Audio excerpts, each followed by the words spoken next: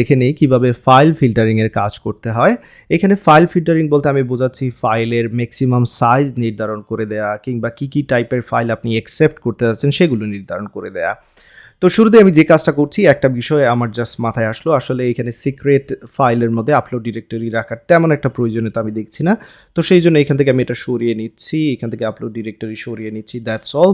এবং আমি ফিরে যাব আপলোড ফাইলে, এখানে এটার দরকার নেই, ডিরেক্টলি আমি আসলে এখানে এটা পেস্ট করে দিচ্ছি যে পার্টটা কপি করে নিয়ে এসেছিলাম। process.env.upload ফাইল এখান থেকে ডিরেক্টলি আমি অ্যাক্সেস করে নিচ্ছি, ফাইন। এবার চলুন .env-তে কিছু জিনিস আমি সেট আপ করতে যাচ্ছি, ফাইলের ম্যাক্সিমাম সাইজ, এছাড়া কী ধরনের ফাইল আমি অ্যাকসেপ্ট করতে যাচ্ছি সেগুলো এখানে ডিফাইন করে দেব। তো চলুন প্রথমে আমি ম্যাক্সিমাম ফাইল নিয়ে কাজ করি, এখানে বলে দিচ্ছি ম্যাক্সিমাম ফাইল সাইজ কত হবে সেটা এখানে আমি ডিফাইন করে দিতে যাচ্ছি।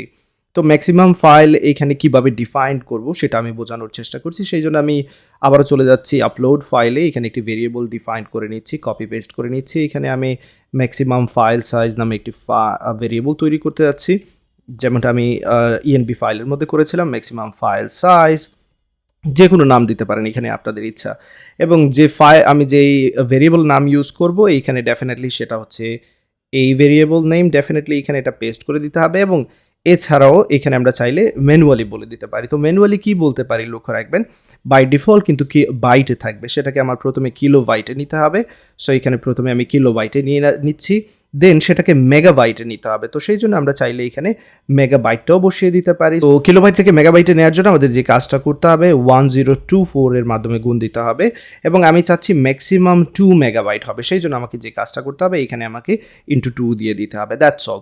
তো এবার এক্স্যাক্টলি এই পুরো ভ্যালুটা যদি আমরা ক্যালকুলেশন করি, যেটা কিনা দাঁড়াবে 2097, এখানে আমি বলে দিচ্ছি 97152, যদি আমি রং না করে থাকি ডেফিনেটলি। তো আমি চাইলে এটা অবশ্যই ক্যালকুলেটরের মাধ্যমে আমি এখানে চেক করে নিতে পারি, চলুন সেই কাজটা করে নিই ভেরি কুইকলি। এখানে আমরা কি করতে যাচ্ছি, 1024 ইন্টু 1024 ইন্টু 2, এবং এখানে দেখতে পাচ্ছি 2097152 এই ভ্যালুটা রয়েছে, এক্স্যাক্টলি এই ভ্যালুটাই আমার দরকার ছিল। সো আমি এই ভ্যালুটা এখানে বসিয়ে দিয়েছি 2097152, আমার মনে হয় এক্স্যাক্টলি সেম ভ্যালু, ফাইন। এবার চলুন .env-তে চলে আসি, জাস্ট এইখানে এই ভ্যালুটা বসিয়ে দিচ্ছি, দ্যাটস অল, রাইট। এবার যে কাজটা করতে যাচ্ছি আমি কি ধরনের ফাইল আমি এক্সটেনশন আমি অ্যালাউ করতে যাচ্ছি সেটা এখানে বলে দিতে যাচ্ছি, সেই জন্য আমাকে যে কাজটা করতে হবে, আমি চাইলে এখানে আরেকটি ভেরিয়েবল ডিফাইন করে নিতে পারি আপলোড ফাইলের মধ্যে, এই জায়গায় আমি এখান থেকে নিচের দিকে পেস্ট করে দিচ্ছি, এবং এবার এখানে বলে দেবো allowed file extension something like this, অথবা ফাইল টাইপসও বলে দিতে পারি। অ্যান্ড দেন এইখানে আসলে এক্স্যাক্টলি সেম নামে আমি ইএনবি ফাইলের মধ্যে একটি ভেরিয়েবল তৈরি করতে যাচ্ছি ডেফিনেটলি। সো এক্স্যাক্টলি সেম নাম এখানে বসাবো, এবং সেটার ভ্যালু ডেফিনেটলি এখন দিচ্ছি না, বাট নামটা অ্যাটলিস্ট লিখে রাখি, আমি এক্স্যাক্টলি সেম এখানে নাম ব্যবহার করতে হবে ডেফিনেটলি। এবার চলুন এইখানে কি করি, যদি এইখানে ভ্যালুগুলো বাই ডিফল্ট কিছু ভ্যালু দিয়ে দিতে চাচ্ছি, সেক্ষেত্রে এখানে আমি অ্যারে নোটেশন ব্যবহার করব, এবং অ্যারে নোটেশনের মধ্যে বলে দেবো যে কি ধরনের ফাইল আমি অ্যাকসেপ্ট করব। সেটা হতে পারে জেপিজি, এখানে ছোটো হাতের বড় হাতের ডাজেন্ট ম্যাটার, বাট আমি এখানে ছোটো হাতের ব্যবহার করতে যাচ্ছি। দেন এখানে জেপ্যাগ এরকম ব্যবহার করব, অ্যান্ড দেন পিএনজি ব্যবহার করব। ডেফিনেটলি স্মল লেটার আমি ট্রাই করছি, ক্যাপিটাল লেটার আমি ট্রাই করিনি।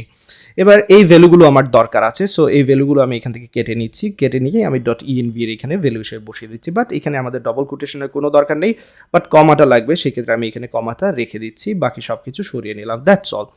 তাহলে আমাদের ফাইল সাইজ, এখানে ফাইল টাইপস এবং ফাইল সাইজ আমরা কি করলাম, ডিফাইন করে নিলাম।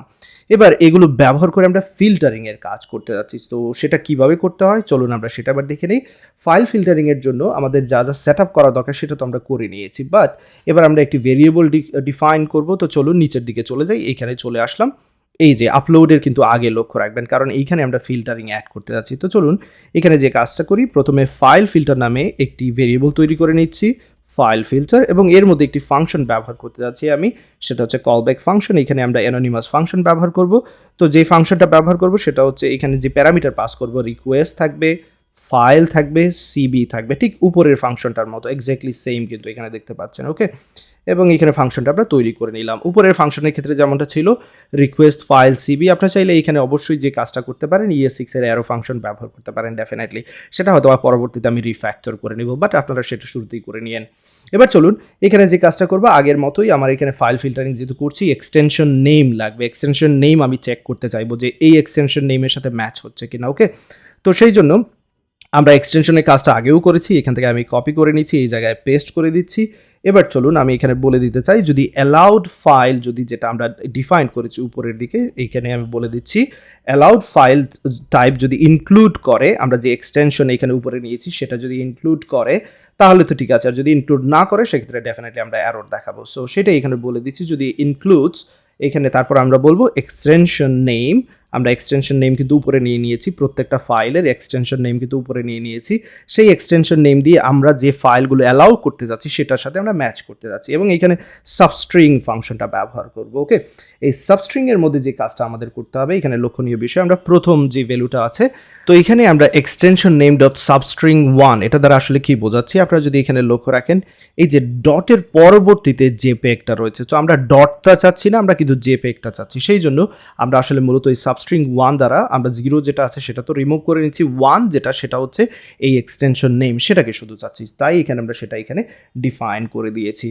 যদি এটা ম্যাচ না হয়, আমরা যে ফাইল সাইজ অ্যালাউ করতে যাচ্ছি তার সাথে যদি ম্যাচ না হয়, সেক্ষেত্রে আমরা কি করতে যাচ্ছি, এরর দেখাতে যাচ্ছি। তো চলুন সেক্ষেত্রে আমরা এখানে এরর তৈরি করে নিতে পারি, এখানে এরর তৈরি করে নিচ্ছি, অথবা আমাদের যে এইচটিটিপি এরর আছে সেটাও কিন্তু আমরা এখানে ব্যবহার করতে পারি। তো চলুন সেই কাজটা করে নিই। কনস্ট, এখানে আমরা এইচটিটিপি এরর বা ক্রিয়েট এররটাকে নিয়ে নিচ্ছি, ক্রিয়েট এরর, ক্রিয়েট, আমি চাইলে এখানে অবশ্যই কপি পেস্ট করে নিতে পারতাম, চলুন সেই কাজটাই করে নিই। অলরেডি আমাদের রয়েছে ক্রিয়েট এরর, এই যে দেখতে পাচ্ছেন এখান থেকে কপি করে নিয়ে আসলাম, এখানে পেস্ট করে দিচ্ছি। এবার আমরা চাইলে এই ক্রিয়েট এররটা কিন্তু কি করতে পারি, এখানে ব্যবহার করতে পারি। তো চলুন সেই কাজটা করে নিই, ক্রিয়েট এরর, এবং এইখানে কি বলতে চাচ্ছি, আমরা ক্রিয়েট এরর মধ্যে বলতে চাচ্ছি 400 স্ট্যাটাস কোড দেব, এবং তারপর যে মেসেজটা দেখাবো এখানে ফাইল টাইপ, যেটা আমরা অ্যালাউ করতে যাচ্ছি না, so file type not allowed, এরকম একটা ভ্যালু এখানে দিয়ে দিতে পারি, ফাইল টাইপ নট অ্যালাউড। সোফার আমরা ভালো করছি, অনেক কিছুই আমরা এখানে সেট আপ করে নিয়েছি। ওকে, তো এতটুকুর পর আমরা চাচ্ছি রিটার্ন করব, সো ডেফিনেটলি রিটার্ন ইউজ করতে হবে, এবং যে কলব্যাক ফাংশনটা রয়েছে তার মাধ্যমে আমরা কি করব, রিটার্ন করব এখানে কিন্তু। Okay, so return CB, and then চাইলে এটাকে একটা অ্যারোরের মধ্যে রেখে দিতে পারি, জাস্ট বোঝার সুবিধার্থে। আমরা এখানে কি করছি, অ্যারো নিচ্ছি, এবং সেই অ্যারোটাকে এবার আমরা এখান থেকে কি করব, কলব্যাকের মধ্যে রিটার্ন করে দেবো। দ্যাটস অল, এতটুকু কাজ। আশা করি এতটুকু নিশ্চয়ই বুঝতে পেরেছেন। এবার চলুন আমরা এটা প্র্যাকটিস করতে পারি। আমরা চাইলে কিন্তু এই পুরো কাজটাও কিন্তু এখানেই পেস্ট করে দিতে পারতাম, এতটুকুও কিন্তু করতে পারতাম। তো চলুন সেটা এখানেই করে নিচ্ছি, দরকার নেই এখানে আননেসেসারি কোডের। এবার আমরা এই যে ফিল্টারিংগুলো তৈরি করলাম, যদি এরর না হয় সেক্ষেত্রে কী হবে, এখানে যখন আমরা ফাইল ফিল্টারের মধ্যে চলে আসবো, যদি কোনো কারণে যদি ম্যাচ হয়ে যায় আলহামদুলিল্লাহ, সেক্ষেত্রে আমরা কী করতে যাচ্ছি, সেক্ষেত্রে আমরা এখান থেকে সিবি নাল দিয়ে আমরা এখানে বলে দেবো যে রিটার্ন ট্রু। দ্যাটস অল, এতটুকু কাজ করে নেব। এবার চলুন এই ফিল্টারিংয়ের যে কাজগুলো করলাম সেগুলো তো অ্যাপ্লাই করতে হবে এই মাল্টারের মধ্যে, তাই না? তো সেটা আমরা কিভাবে করব, স্টোরেজের এইখানের মধ্যেই আমরা এটা করতে পারবো। ডেফিনেটলি স্টোরেজের মধ্যে চলে আসলাম, এখানে আমরা ফাইল ফিল্টারিং, প্রথমে লিমিটসটা বলে দেবো, যে আমরা ফাইল সাইজ যেটা নির্ধারণ করেছি সেটা এখানে বলে দেবো, এবং সেটার জন্য আমাদের এখানে যেই ফিল্ডটা ব্যবহার করতে হবে সেটা হচ্ছে ফাইল সাইজ, এবং আমাদের ফাইল সাইজ অলরেডি আমরা ডিফাইন করে দিয়েছি ম্যাক্সিমাম ফাইল সাইজ যে ভেরিয়েবলটা রয়েছে তার মধ্যে, কিন্তু এই যে ম্যাক্সিমাম ফাইল সাইজের মধ্যে। ওকে ফাইন, এতটুকু কাজ করে নিলাম। সেক্ষেত্রে আর এখানে আমরা কি করতে পারি আমরা কুইকলি চেক করে নিচ্ছি। এখানে কি বলছে, স্ট্রিং এর নাম্বার, আমরা আসলে স্ট্রিং এবং নাম্বার এখানে মিক্স করে ফেলেছি, আমরা সেটা ঠিক করে নিতে পারি। আমরা ফাইল সাইজ যেখানে ডিফাইন করেছি এই জায়গায়, দ্যাটস অল। আশা করি এবার ডেফিনেটলি এটা ঠিকঠাক থাকবে, এবং এইখানে string is not assignable to type and number. So আমরা আসলে process.env থেকে যেটা নিচ্ছি সেটা স্ট্রিং আসবে, সেটাকে নাম্বারে কনভার্ট করে নিতে হবে, যেটা ডেফিনেটলি আমরা করতে পারবো। তো চলুন সেই কাজটা করে নিই। এখানে আমরা বলে দিচ্ছি নাম্বার, এবং নাম্বারের মধ্যে আমরা এখানে পেস্ট করে দিচ্ছি। এ পর্যায়ে এখান থেকে অ্যারোটা কিন্তু চলে গিয়েছে, দেখতে পাচ্ছেন। তো লিমিটসের কাজ শেষ, এবং ফাইনালি আমরা ফিল্টারিংয়ের কাজটাও এখানে অ্যাসাইন করে দিতে পারি। That's all. আমরা ফাইল ফিল্টার নামে যে ফাংশনটা, যে ভেরিয়েবলটা তৈরি করেছিলাম যার মধ্যে পুরো ফাংশনটাকে অ্যাসাইন করেছি, সেটা কিন্তু এখানে আমরা ব্যবহার করে দিয়েছি। দ্যাটস অল, কাজ কিন্তু শেষ। এবার চলুন এটা আবার পরীক্ষা করার পালা। সো টেস্টিংয়ের জন্য আমরা চলে যাব বরাবরের মতোই পোস্টম্যান। এখানে আমি পোস্টম্যান ওপেন করে নিয়েছি। এবার আমি যে কাজটা করব, আমি মূলত প্রথমে আপনাদের ফাইল যে এক্সটেনশন সেটা আসলে ঠিকঠাক মতো কাজ করছে কিনা সেটা আমি দেখাতে যাচ্ছি, এবং সেই জন্য আমি এখানে চলে আসবো। আমি এক্সটেনশন ইচ্ছে করেই জেপেগটাকে সরিয়ে নিচ্ছি, যে এটাকে আমি অ্যালাউ করব না। সো জেপেগটা আমি .env ফাইল থেকে প্রথমে সরিয়ে নিচ্ছি আপনাদের বোঝানোর সুবিধার্থে, যেটা কাজ করছে কিনা সেটা দেখাতে যাচ্ছি। এবার চলুন আমরা ফিরে যাব অবশ্যই পোস্টম্যানে, তবে তার আগে এখান থেকে স্পেসটা সরিয়ে নিলাম, এটা সেভ করে নিলাম আবারও। এবং এবার যদি আমি পোস্টম্যান থেকে রিকোয়েস্ট পাঠাই, লক্ষ্য রাখবেন যে ফাইলটা আমি এখানে সিলেক্ট করেছি তার কিন্তু এক্সটেনশন ছিল .jpeg। তো এখানে ক্লিক করার পর এখানে দেখতে পাচ্ছেন ফাইল টাইপ নট অ্যালাউড দেখাচ্ছে, দ্যাট মিনস এটা পারফেক্টলি কাজ করছে।